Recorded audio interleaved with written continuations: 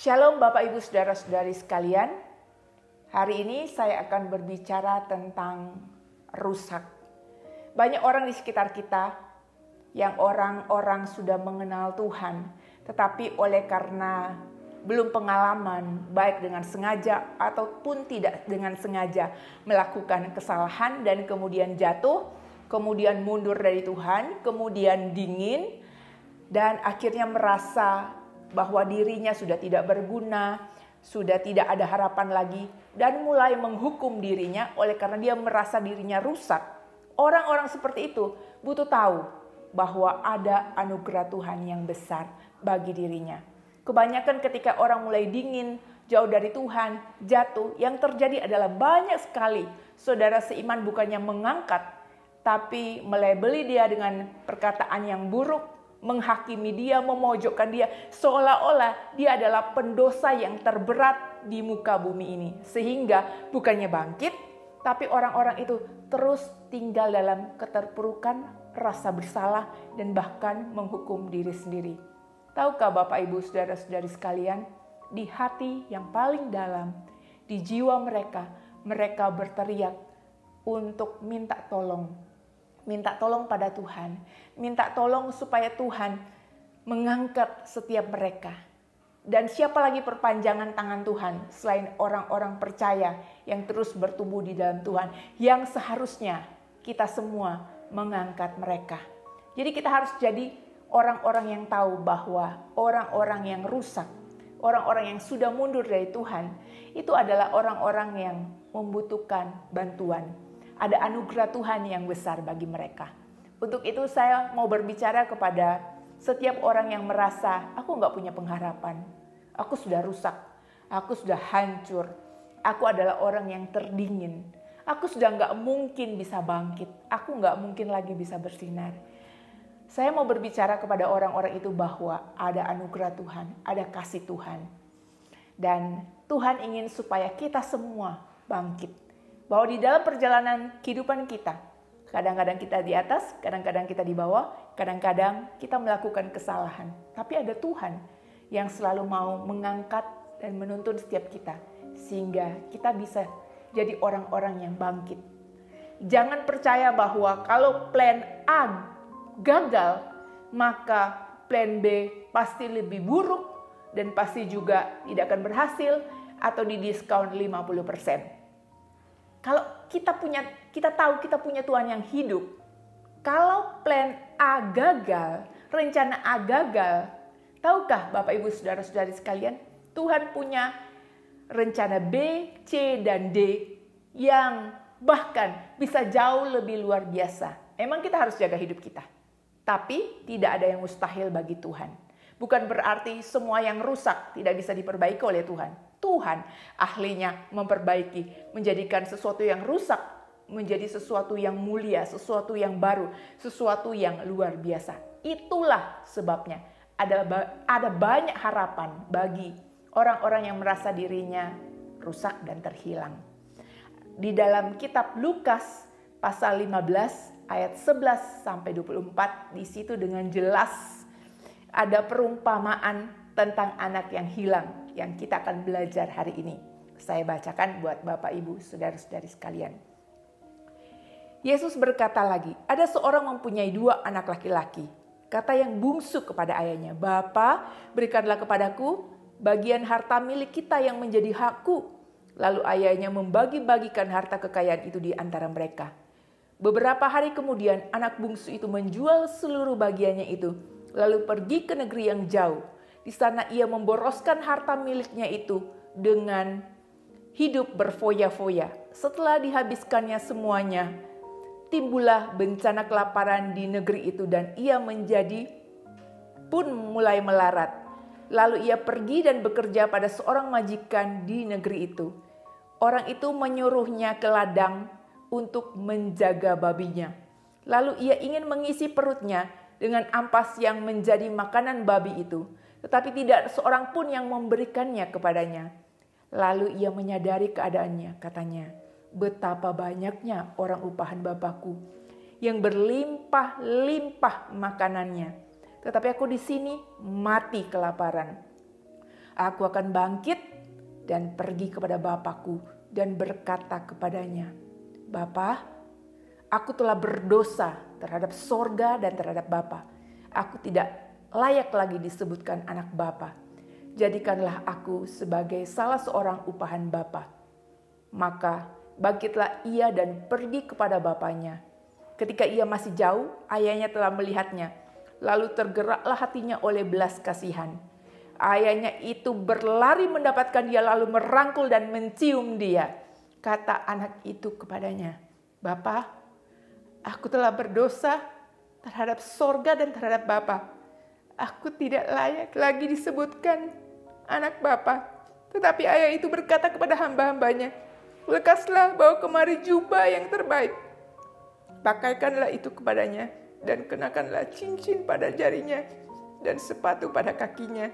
Dan ambillah anak lembu tambun itu, sembelilah dia dan marilah kita makan dan bersukacita.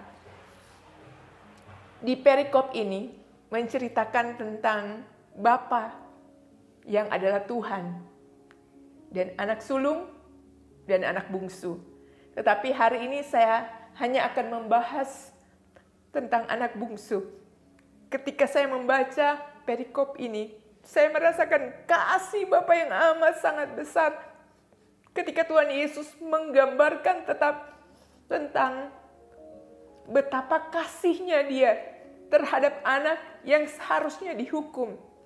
Ketika saya membaca ini, saya merasakan betapa banyaknya orang-orang yang di dalam hatinya berteriak, Tuhan, tolong saya. Bahkan jiwanya terluka dan berkata, Tuhan, tolong saya sudah berada di tengah-tengah lumpur. Tuhan, dengarkan saya. Ketika saya baca ini, saya bisa merasakan hatinya Tuhan Yesus yang tergerak oleh belas kasihan. Hati Bapa yang tergerak oleh belas kasihan oleh karena dia merasakan apa yang si bungsu rasakan. Yang kita baca tadi adalah ketika si bungsu ini suatu saat mendapatkan bapaknya yang adalah gambaran Tuhan. Si bungsu berkata, Bapa, sekarang sudah saatnya bahwa Bapa harus memberikan bagianku. Padahal Bapa, ayahnya belum mati. Jadi seharusnya warisan itu belum diberikan. Tapi si bungsu ini bersikeras untuk meminta bagiannya. Berikanlah bagianku, berikanlah hakku, berikanlah kehendak bebasku. Dan Bapa ini dengan lembut memberikan apa yang menjadi milik si bungsu. Karena dia mau atur sendiri. Selama dia dengan Bapa, dia punya akses yang besar untuk mengeluarkan uang, untuk melakukan ini dan itu. Dia punya akses. Tapi dia ingin membatasi aksesnya dengan memegang apa yang menjadi miliknya. Yang hanya sedikit itu sekalipun dibagikan apa yang menjadi bagiannya. Tapi si bungsu ini, dia apa yang dia lakukan, dia minta bagiannya. Dan Bapa memberikan. Ketika diberikan, yang bungsu ini lakukan adalah dijual seluruh miliknya. Karena dipikir ini hidupku, ini hakku, aku mau berbuat sesuatu apa yang aku inginkan. Apa yang menurut aku baik. Dan ketika si bungsu ini lakukan, dia berfoya-foya di sana.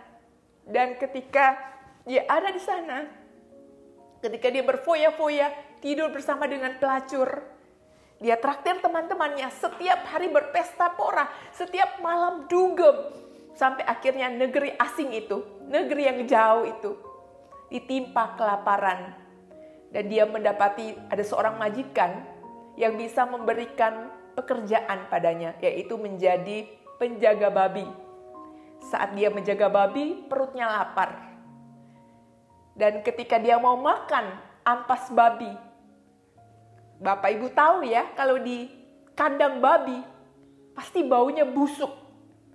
Makanan babi itu pun tidak layak dimakan oleh manusia. Tapi si bungsu ini telah kehilangan segalanya. Dia ambil makanan babi, dia mau makan. Tapi pekerja-pekerja yang lain melarang dia untuk memakan makanan babi. Bayangkan dosa. Dan semua yang membuat kita terpisah dari Bapa. Membuat kita itu menjadi orang yang gak punya apa-apa. Kosong, gak punya apa-apa. Bahkan si bungsu ini dibandingkan dengan makanan babi itu terlalu berharga bagi si bungsu. Kalau dibandingkan si bungsu, makanan babi dan derajat babi itu jauh lebih tinggi daripada si bungsu itu sendiri. Jadi bayangkan manusia, seorang putra dibandingkan dengan babi masih lebih berharga ketika terlempar dari bapaknya. Ketika dia putus aksesnya dari bapaknya. Di negeri yang jauh seorang diri. Kemudian dia teringat, oh di rumah bapakku, bahkan pegawai upahan bapakku itu semuanya makan dengan baik. Mereka tercukupi, kenapa aku di sini padahal aku adalah anak bapak. Oke, aku putuskan aku akan pergi ke rumah bapakku. Dan aku akan bilang, Bapak, aku telah berdosa terhadap Bapa dan terhadap sorga. Aku tidak layak disebut sebagai anak Bapa. Cukup jadikan saja aku sebagai pegawai upahan Bapa. Dia bertekad dengan sisa kekuatannya. Karena dia nggak makan, dia lemes, dia bau, dia kotor, dia penuh lumpur, dia bahkan bau babi. Dia dengan sisa kekuatannya dia jalan. Di ujung jalan dia jalan tertati-tati karena dia lemah. Di sana ternyata ada seorang yang tua yang selalu melihat ke ujung jalan di mana anak itu pergi. Di sana bapaknya tungguin, dilihat. Di ujung jalan anak itu menghilang. Di ujung jalan yang sama. Mata bapaknya lihat terus. Ketika pengemis itu muncul. Berjalan tertati-tati. Bapak melihat pengemis itu. Dan bapak berpikir. Oh ada pengemis yang jalan dengan lambat. Ternyata. Ketika dia lihat lagi. Kenapa pengemis itu perawakannya sama persis dengan anaknya si bungsu. Ketika dia lihat bahwa pengemis itu punya perawakan yang sama dengan si bungsu, dia lihat lagi. Pengemis masih berjalan tertati-tati. Bapak Ibu tahu apa yang paling tidak disukai oleh seorang yang tua? Berlari. Orang tua nggak suka lari.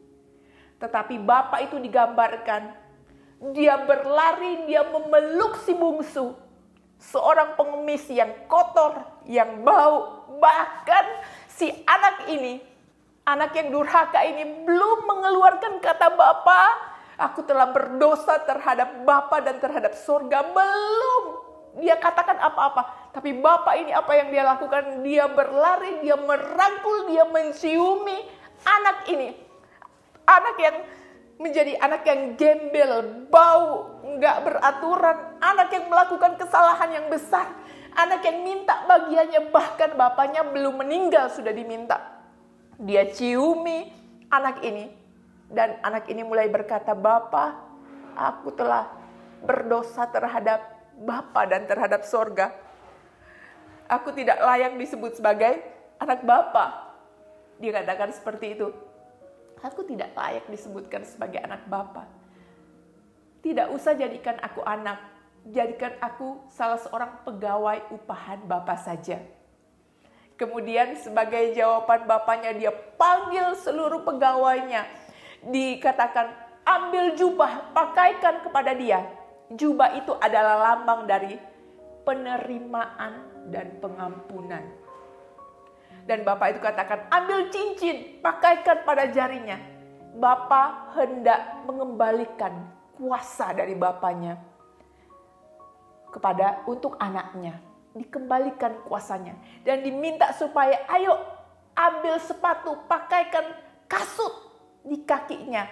Sebagai lambang bahwa kamu anak, sekalipun kamu berbuat salah, kamu tetaplah anak.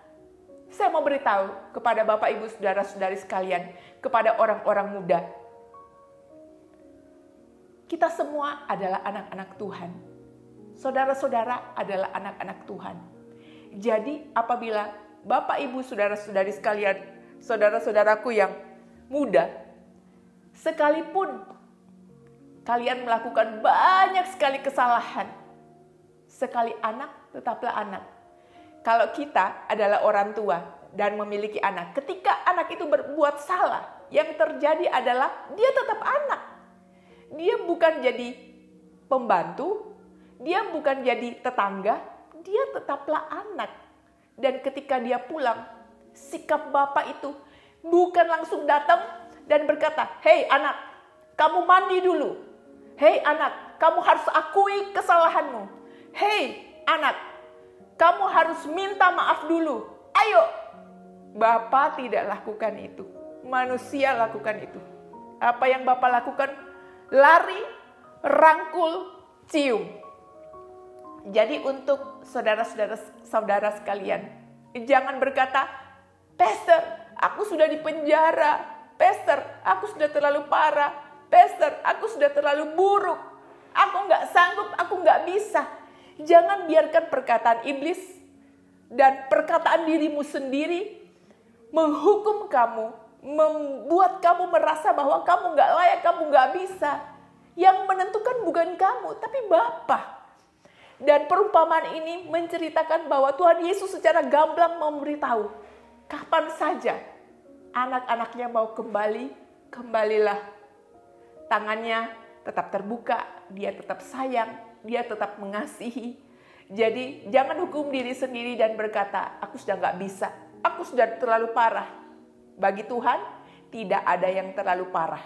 Dibandingkan kita berasa, "Oh, aku sudah terlalu parah, aku sudah terlalu buruk." Dibandingkan dengan semua itu, Tuhan lebih suka Bapak, Ibu, saudara-saudari sekalian mengambil satu keputusan penting.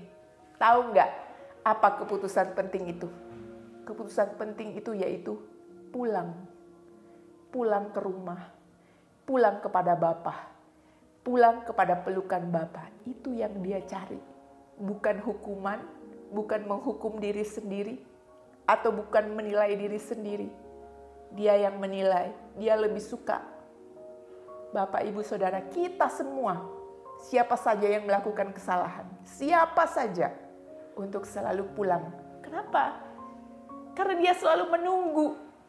Jadi tidak ada alasan yang berkata terlalu buruk, terlalu hitam, terlalu merah. Apa yang terlalu merah? Bahkan biarpun saudara-saudara seimanmu berkata itu terlalu buruk, tapi bukan ditentukan oleh apa kata orang, tapi apa kata Tuhan, dan dia sedang menunggu. Firman Tuhan di dalam Yesaya pasal 1 ayat 18 berkata, "Marilah, baiklah kita berperkara, firman Tuhan. Sekalipun dosamu merah seperti kirmisi, akan menjadi putih seperti salju. Sekalipun berwarna merah seperti kain kesumba, akan menjadi putih seperti bulu domba." Maaf Bapak, Ibu, Saudara-saudari sekalian, oleh karena saya tersentuh dengan kasih Bapa, saya nggak tahan. Saya merasakan hadirat Tuhan ketika saya sedang berbicara. Saya tipe orang yang merasakan kasih Tuhan. Ketika saya sedang membacakan perikop ini, saya merasakan kasih Bapa yang menunggu banyak sekali anak-anaknya untuk kembali pulang. Jadi apapun keadaan Bapak, Ibu, Saudara-saudari sekalian, ketika saudara berkata, "Tapi Pastor, saya bukan di keadaan 0, saya di keadaan minus." Enggak peduli mau 0, mau minus. Bapak menunggu. Itu bukan yang saya katakan, itu yang firman Tuhan katakan. Jadi kembalilah. Oke? Untuk saudara-saudara sekalian yang merasa, saya telah jauh, saya telah rusak. Dan hari ini saya memutuskan untuk kembali. Taruh tangan kanan di dada. Saya akan berdoa buat Bapak, Ibu, saudara-saudari sekalian. Tuhan Yesus, Engkau berkata di dalam firman-Mu, kalau kami bertobat, Engkau akan mendengar, Engkau akan mengampuni Tuhan. Dan bahkan di perikop yang Tuhan Yesus ceritakan, Engkau berkata bahwa Bapa menunggu anak untuk pulang. Apapun kesalahannya, dia tetap anak dan ada Bapa yang datang untuk memulihkan. Hari ini hamba berdoa untuk setiap anak-anak-Mu yang meletakkan tangan di dadanya. Tuhan, mari jamah setiap hati anak-anak-Mu. Biar anak-anak-Mu merasakan kasih Bapa seperti yang hamba rasakan di tempat ini. Biar semua anak-anak-Mu merasakan kasih-Mu Tuhan. Dan pulang kembali ke pelukan Bapa. Apapun permasalahan, kesalahan. Ada Bapa yang siap menunggu dan memulihkan. Kuatkan setiap hati anak-anak-Mu. Berikan damai sejahtera, berikan sukacita. Terima kasih Tuhan. Hamba percaya hari ini ada banyak orang yang kembali kepada Tuhan. Terima kasih Tuhan. Di dalam nama Tuhan Yesus kami sudah berdoa. Amin. Bapak, Ibu, Saudara-saudari sekalian, di mana saja Bapak, Ibu berada, jangan pernah terintimidasi dan menghukum diri sendiri. Mulai dari sekarang, ayo semuanya bangkit, karena Bapak selalu mengasihi kita dan menunggu kita menjadi orang-orang yang luar biasa. Jangan pernah menghukum diri sendiri, tapi mulai hari ini bangkit dan bersinar untuk kemuliaan Tuhan. Tuhan Yesus memberkati.